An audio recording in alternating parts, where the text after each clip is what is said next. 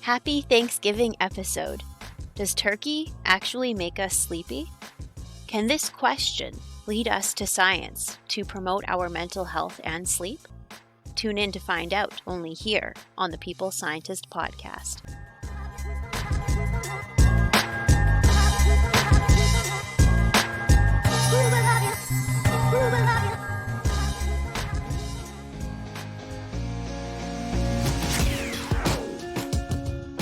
You are listening to the People Scientist, the podcast dedicated to helping us optimize our health with the latest scientific findings on neuroscience, physiology, and nutrition. I, your host, Dr. Stephanie Caligiuri, a nutritionist, physiologist, and neuroscientist, will be here with you every single week, bringing us information to ignite our thinking, to help us be one step closer to the healthiest we can be.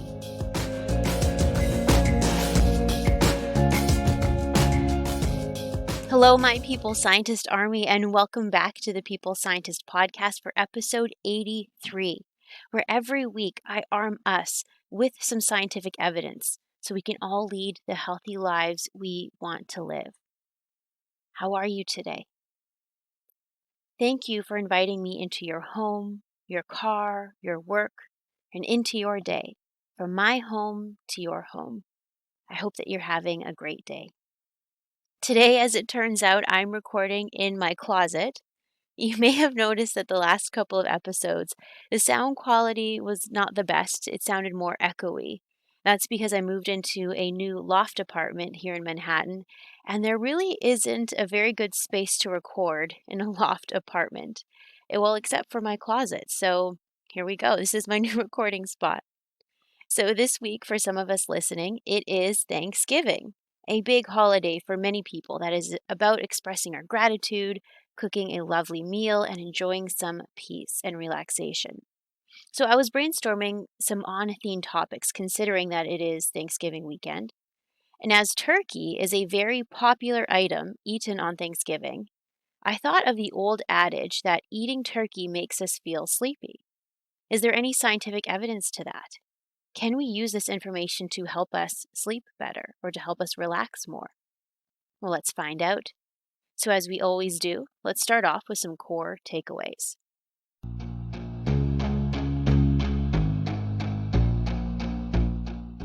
This is an interesting topic of what happened first, the chicken or the egg, or shall I say the turkey or the egg in this scenario. Interestingly, I think the concept that turkey makes us sleepy came last, because it is thought that eating turkey may make us feel sleepy because of its rich content of a particular amino acid. Now, you may be familiar with the term protein. Well, if a protein is a brick wall, then amino acids are the bricks. Amino acids make up the proteins that we eat. Scientists have been interested in a particular amino acid called tryptophan and its ability to promote positive mood and sleep. They've been studying this for many decades. Many clinical trials since the 1960s have studied to see if tryptophan can promote mental well-being and sleep quality. The reason why is because tryptophan in our brain gets converted into very important molecules, including serotonin and melatonin. You may have heard of these before because both of these are important in positive mood and quality sleep. Through many studies in humans, scientists have concluded that some people may benefit to increase serotonin in their brain and to promote positive mood and sleep by eating a higher carbohydrate, lower protein diet with tryptophan supplementation and potassium supplementation, as this is going to increase the tryptophan transport into the brain and promote the conversion to serotonin and melatonin. This seemed to be the best combination to promote serotonin levels and mental well-being in individuals with mood disorders or poor sleep quality. And I will give an example diet later on in this episode as to what that would look like. Now, let's get into some scientific details.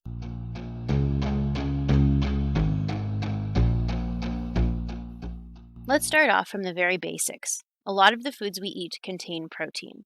Protein is rich in things like meat, eggs, dairy, and for those who eat more plant-based, they can get protein from things like beans, whole grains, chickpeas, tofu, etc. Proteins are made up of amino acids, just like a wall can be made up of many bricks, The wall is the protein, and the bricks are the amino acids. Well, there are different kinds of amino acids. So imagine that there are different kinds of colored bricks in a wall. The different amino acids have different roles in our body. And it turns out that a particular amino acid called tryptophan has been studied quite a bit in the context of our mental health and sleep quality. Why, you may ask? It is because tryptophan can be converted into the neurotransmitter serotonin as well as melatonin in our brain. Serotonin is incredibly important for mental well-being. It is often thought that an imbalance in serotonin levels may be a contributor to depression or mental health issues. Many individuals battling with depression may be prescribed a medication called an SSRI, which is a selective serotonin reuptake inhibitor. This is taken in order to keep serotonin levels higher in the brain, as well as to keep serotonin active in certain parts of the brain. Well, the amino acid tryptophan, because it is converted and necessary for serotonin, it has been studied in the context of mental well-being and sleep. If we have reduced serotonin functioning, this is seen as a vulnerability factor involved in mood disorders, whereas increases in brain serotonin are thought to improve mood and to reduce mood disturbances. Since serotonin is made from tryptophan, there are ways to increase tryptophan and therefore serotonin, and this has really been investigated. For example, a significant increase in brain tryptophan and serotonin in animals has been accomplished by the intake of pure tryptophan, by increasing carbohydrate intake, or by consuming tryptophan-rich proteins. So let's get into some of those clinical details. Scientists have looked at the effect of tryptophan on serotonin and mood in two different ways. They can either deplete or reduce tryptophan in the diet and look to see if sleep or mental well-being is disturbed. And two, they can supplement or increase tryptophan to see the impact on sleep and mental health. So let's get into the clinical trials that deplete tryptophan in the diet to see if there's an impact on mental health and sleep. Arnolf in the journal Neuropsychopharmacology in 2002 conducted a clinical trial in 18 adults to see if tryptophan depletion impacted their sleep quality. The scientists had the participants follow a low-protein diet for 48 hours. Then the following morning, participants drank a protein drink that had no tryptophan in it. This caused a 77% decrease in circulating tryptophan in the participants' blood. Measures of the participants' mental well-being and mood appeared to be unaffected by this short-term tryptophan depletion. But the participants' sleep quality was impaired as it increased their latency to enter into rapid eye movement, which is the REM stage of sleep, and it also caused their sleep to be more fragmented. Their fragmentation of sleep patterns increased by 58%. How about another study? Batty published a similar clinical trial in 1998 in the journal Biological Psychiatry that illustrated if tryptophan was depleted in the diet of individuals, then it also fragmented their sleeping patterns. So this is two clinical trials together that illustrate, even short-term over a 48-hour period, if tryptophan is depleted in the diet, then that can impact sleep quality. In animals, a tryptophan-free amino acid drink challenge had been found to reduce brain serotonin. So that's one of the mechanisms by which they think tryptophan is impacting sleep and mental well-being. So it is thought that serotonin itself may be important for sleep as it can help with positive mood, which is necessary because if we feel really stressed and anxious, that in itself may prevent us from having good sleep quality.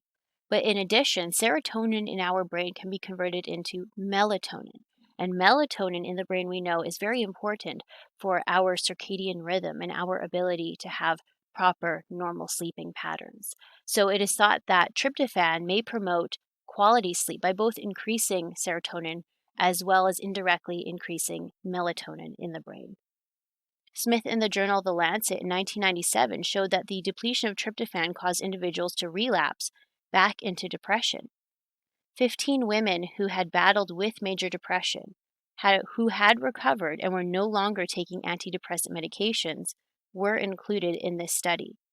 The women had received 2 amino acid mixtures. One of the mixtures contained tryptophan, and the other was identical except it contained no tryptophan. The tryptophan-free mixture produced a 75% reduction in plasma tryptophan concentration. 7 hours after drinking the tryptophan-free mixture, 10 of the 15 women experienced temporary but clinically significant depressive symptoms. So even very acutely, this clinical trial shows that our diet and our amino acid intake may have a large impact on our mood and our sleep. A great review written by Silber and Schmidt in 2010 summarized how consuming foods or drinks rich in tryptophan may have benefit for those with abnormal serotonin or abnormal tryptophan intake. So in individuals battling with depression or sleep disturbances, many times when tryptophan intake was increased, they noticed a benefit to their mood and sleep. Marcus and colleagues in 2008 in the journal Psychopharmacology conducted a double-blind randomized crossover study looking at plasma amino acids as well as mood. And these were repeatedly measured in 18 subjects before and after the intake of various sources of tryptophan that contained a total of 0.8 grams of tryptophan per day. The participants were asked to consume a placebo or the source of tryptophan, and their blood was collected and their mood was assessed using the Profile of Mood State questionnaire. And this was done at various time points up to 210 minutes after consuming the tryptophan or placebo. Now, the scientists noted that particularly the hydrolyzed protein that contained 0.8 grams of tryptophan increased blood levels of tryptophan and improved measures of mood the most, which had the longest lasting effects. However, it gets a little bit complicated because if high amounts of protein are consumed in combination with the tryptophan, the serotonin and tryptophan levels in the brain may actually fall. And it all has to do with ratios of certain amino acids in the blood and how tryptophan is transported into the brain in order to be converted into serotonin. So it appears that high carbohydrate intake releases serotonin in the brain, which may very well be one of the reasons why we love to eat sugar and carbohydrate-rich foods like bread or candies. This may also explain why eating carbohydrates before bed may help us sleep, and why eating low carb or eating ketogenic may reduce sleep quality in some. So if someone is exhibiting low mood or sleep disturbances, consuming a carbohydrate snack with tryptophan could be a potentially good option to promote mood and sleep. In 1991, in the journal Behavioral Medicine, a clinical trial was conducted in individuals who were trying to quit smoking cigarettes. The scientists hypothesized that their withdrawal symptoms from quitting smoking could be alleviated by increasing serotonin in the brain by consuming carbohydrates and tryptophan. The scientists asked the participants to consume capsules of pure tryptophan in doses of 50 milligrams per kilogram body weight. So for a 60-kilogram person, they took 3 grams of tryptophan per day in capsules. The scientists also asked the participants to consume a higher carbohydrate and lower protein diet. They thought that this would help the tryptophan enter into the brain so that tryptophan would not have to compete with other amino acids. And at the same time, the carbohydrates would also promote serotonin release in the brain. So the participants consumed a 7-to-1 ratio carbohydrate to protein diet, meaning 7 times more carbs than protein. So for example, 70% of calories would come from carbohydrates, 10% coming from protein, and 20% coming from fat. Now, this is the opposite to what a lot of people may normally follow today, as low carbohydrate and ketogenic diets are showing some health benefits and are becoming very popular. But everyone is different, and for some, a higher carbohydrate diet with rich sources of tryptophan may work for them, particularly if they suffer from sleep disturbances and if their physician believes that they may have a serotonin imbalance. The carbohydrates should come from healthier sources ideally, such as vegetables, whole grain bread, whole wheat pasta, oats, beans, fruits, and vegetables. So, or I said vegetables twice. Well, there you go. Vegetables are really important then.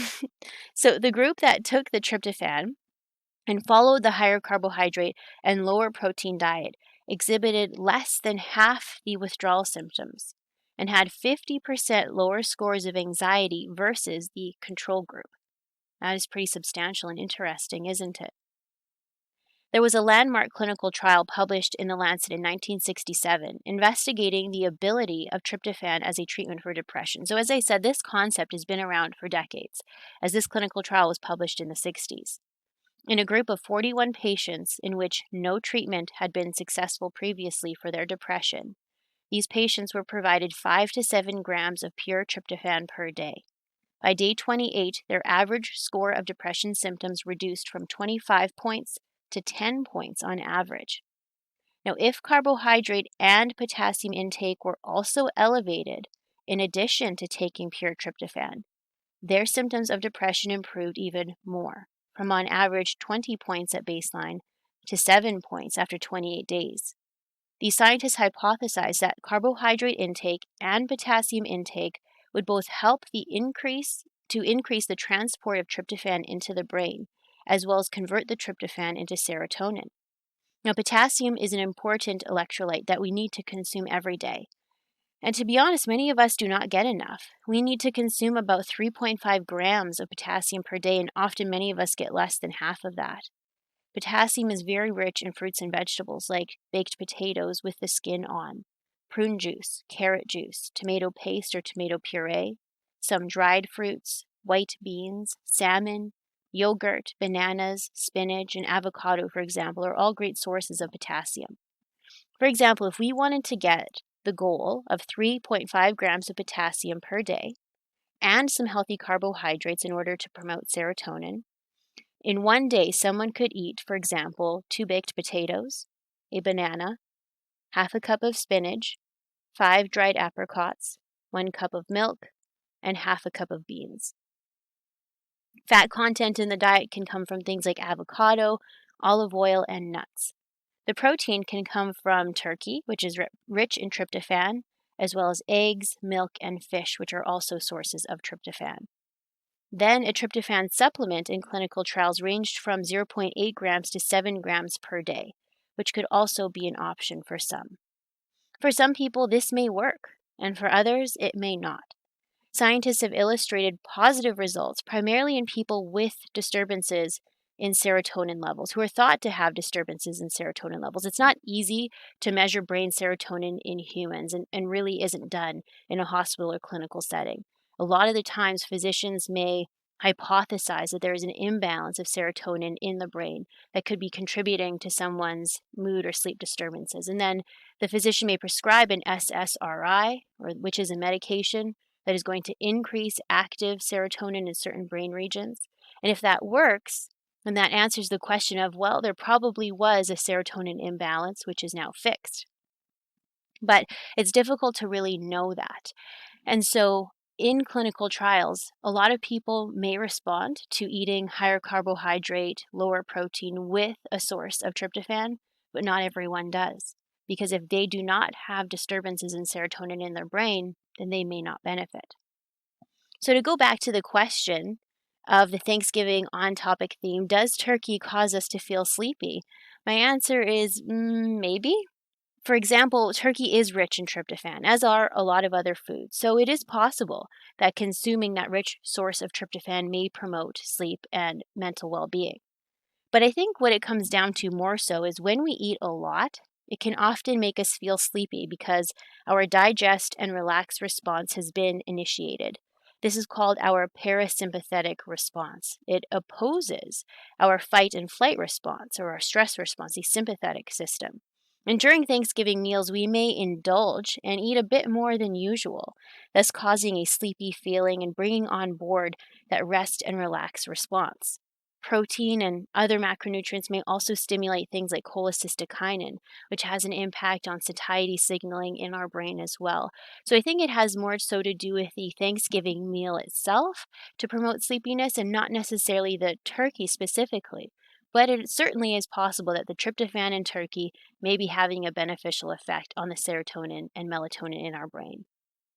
It is interesting, though, that a high-protein diet in general may cause tryptophan to have to compete for entry into the brain, and so that the sleepiness or mental well-being may actually be brought on by lowering the protein intake in our diet. So that is a wrap, my People Scientist Army, this week's Thanksgiving episode. Eating turkey is thought to promote sleepiness, and it could be due to activation of the parasympathetic system or the digest and relax system. But many people think that the tryptophan content in turkey may promote serotonin, which can also be converted into melatonin in the brain to promote mental well-being and better sleep quality. Interestingly, when people follow a tryptophan depletion diet, they do see disturbances in their mental well-being and disturbances in their sleep quality. Conversely, If tryptophan is added to their diet, typically in capsules or supplement form, and combined with a high intake of potassium, as well as higher carbohydrate intake and lower protein intake, then there are some improvements seen in sleep quality as well as mental well-being. Through many studies, scientists realized that the carbohydrates and the potassium can promote the serotonin release in the brain, and the lower protein would prevent the tryptophan from having to convert with other amino acids. That is the reason why tryptophan seems to have to be also coupled with these three other components of a diet. So it's higher carbohydrate, lower protein, and higher potassium, along with the tryptophan supplementation. Now, healthy sources of carbohydrates, potassium, and or tryptophan include some nuts, seeds, turkey, eggs, salmon, potatoes with the skin on, tomato puree, spinach, beans, yogurt, and bananas. So I hope that this episode was interesting and informative for all of you. I know I found it really interesting. I always love it when I can combine my two passions of nutrition and neuroscience. And mental well-being and sleep disturbances is something that a lot of us have to battle with. And if something as simple as changing our diet a bit may help promote our sleep and mental well-being, then I think that that can be a very powerful thing. I know and understand that these strategies may not work for everyone and may not be appropriate for everyone, but I think it was important and interesting information to share with all of you in case it may be a good option. And anyway, it's made us all a little bit smarter and hopefully healthier this week. So next week, I will be taking the weekend off from the podcast for the Thanksgiving weekend, but you can expect me to be back here with another People Scientist podcast episode on December 6th. I hope you all have an awesome and healthy week. And if you are celebrating Thanksgiving, then happy Thanksgiving. I am thankful for you tuning in today. So I'll see you next week. Bye for now. I am a scientist simply sharing scientific evidence. Some of the clinical interventions I discuss are not appropriate for everyone. Before making any changes to your diet or lifestyle, please do consult the advice of your physician or dietitian. My opinions expressed here do not necessarily reflect those of Mount Sinai Hospital and its affiliates.